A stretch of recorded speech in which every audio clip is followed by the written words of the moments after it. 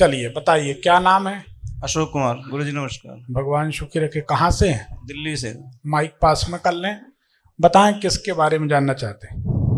लड़के के बारे में जानने थे सर। क्या नाम है लड़के का? लोकेश कुमार। जन्म तारीख बताइए उसकी। 14/9/2005। समय? शाम को 8:05। आपके बालक की कुंडली अगर सही है हाँ जी। तो माथे के ऊपर यहाँ चोट का कट का निशान होना चाहिए और एक तिल का निशान होना चाहिए। यहाँ कोई दाग है जी। सही बात है। हाँ जी। ये कुंडली सही है। ठीक। हाँ जी। कुंडली के अनुसार लड़का तनाव में रहता है।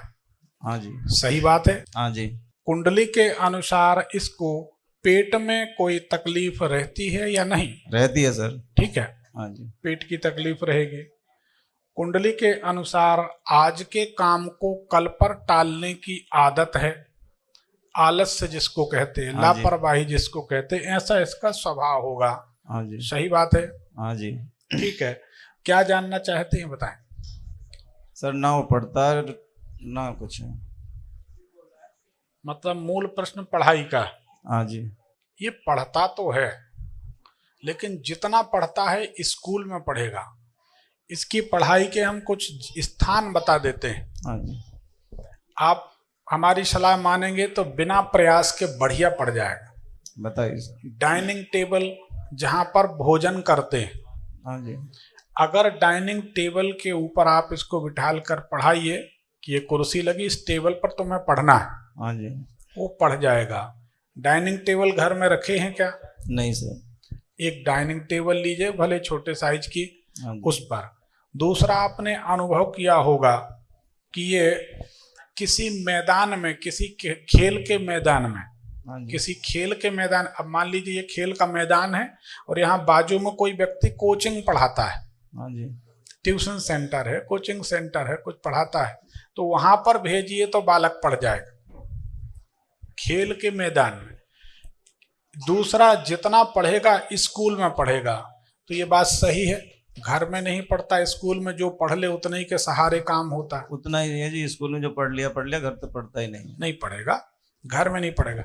अब आप ये देखें कि कौन सा कोचिंग सेंटर है जिसके बगल में कोई बच्चों का मैदान है जहां बच्चे खेलते हैं, बच्चों का प्ले ग्राउंड हो। ऐसा तो उधर नहीं है सर हमारे पास। ढूंढना पड़ेगा, सब कुछ ऐसे थोड़ी मिलेगा।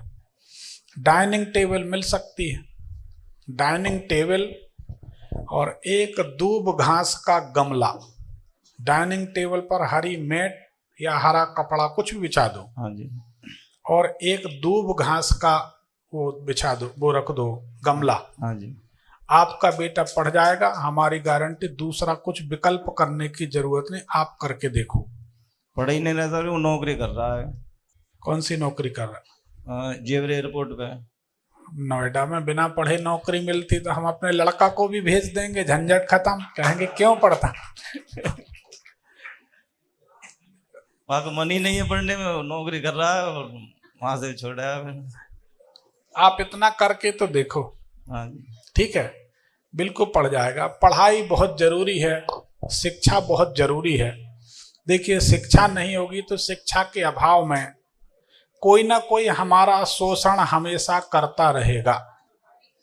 और शिक्षा की जब कमी होगी तो हम ये नहीं कह सकते कि उस व्यक्ति ने या उसने, किसी भी अधिकारी पार्टी, किसी ने हमारा शोषण किया। हाँ जी। ये नहीं कह सकते। घर के लोग ही हल्ला करेंगे तो किसको बोला जाए? हल्ला ना करें तो अच्छी बात है। तो शिक्षा बहुत जरूरी है, बिना पढ़े लिखे तो कुछ होगा नहीं। इतना प्रयोग आप कर लीजिए, आप देख लीजिए, ये बालक पढ़ जाएगा। 1 साल पहले उसको नौकरी, सरकारी नौकरी के लिए पैसे दिए थे, उसने भी वापस नहीं करना, सरकारी नौकरी लगी उसकी। किसी को पैसे दिए थे? हाँ जी। कल एक लड़की बता रही थी दिल्ली की, वो भी 25 लाख उसने किसी को दिए। हाँ, आपने भी दिए। कभी कभी लगता है यहीं बस जाए, कोई ना कोई दे ही जाएगा। यहाँ के लोग किसी को भी पैसा दे देते। सोच समझ के देना चाहिए, आजकल जमाना ऐसा है।